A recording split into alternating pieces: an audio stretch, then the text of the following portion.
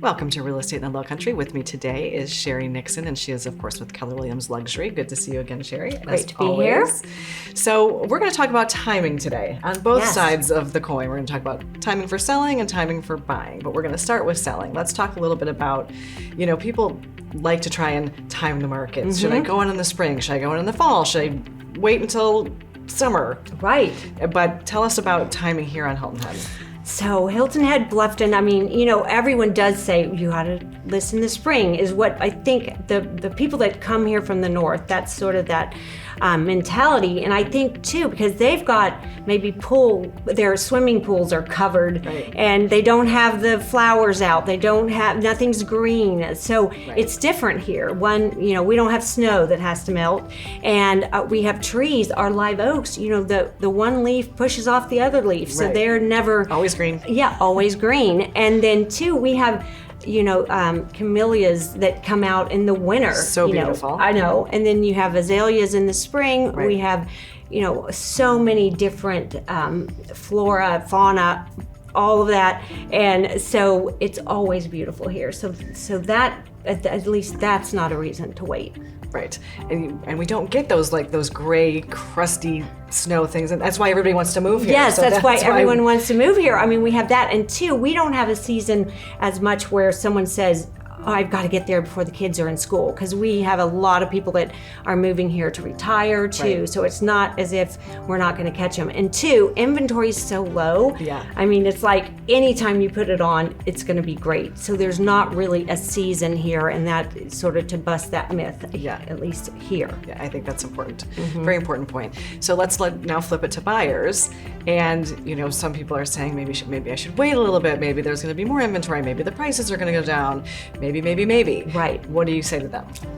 So I'm saying, none of us have a crystal ball, so we have to say that at first. Yet what I do know is that I have a pipeline of buyers that are, miles long. We have people that are waiting to buy, and it's just because they don't have the house that they're not buying. And so if you're thinking you're going to wait, you've got to wait for that whole pipeline to go away, and it keeps getting more and more. So that's the only thing that's going to make the prices go down. If you don't have the buyers and then you get a glut of inventory, we don't see that happening, because we are begging everyone to sell their house, and people still aren't selling. So as far as a glut of inventory, that's not really happening. And then our list of buyers is not getting shorter.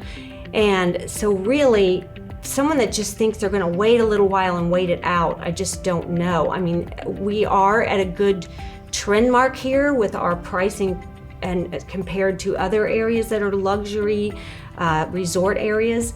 I think people from California come and still think no matter what price it is, it's a great price. Right. It's better than what they're paying out there. Right. So for us to think that they're just going to come down, it's hard. It's really hard for people who have lived here a long time.